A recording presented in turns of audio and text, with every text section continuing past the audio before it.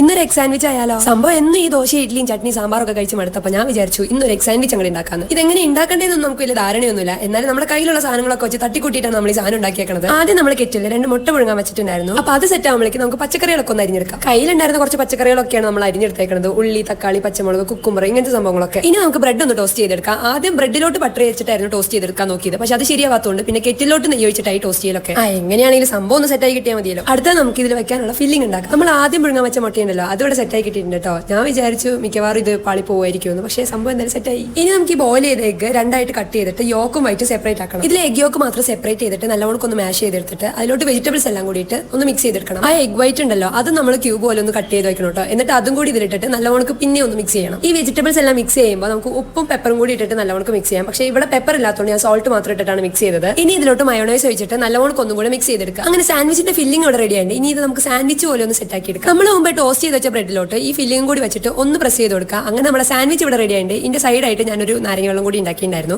ഇനി നമുക്ക് ഒന്ന് ടേസ്റ്റ് ചെയ്യാം. സാൻഡ്വിച്ച് കാണാൻ വലിയ ലുക്ക് ഒന്നും ഇല്ലെങ്കിൽ സംഭവത്തിന്റെ ടേസ്റ്റ് അടിപൊളിയായിരുന്നുടാ. നിങ്ങൾ പറ്റുവാണെങ്കിൽ ഒന്ന് ട്രൈ ആക്കി നോക്കണേ. തട്ടിക്കൂട്ടാണെങ്കിലും സാധനം പൊളിയായിരുന്നു. ഇന്നത്തേക്ക് അത്രേ ഉള്ളൂ. അപ്പോ ഓക്കെ, ബൈ.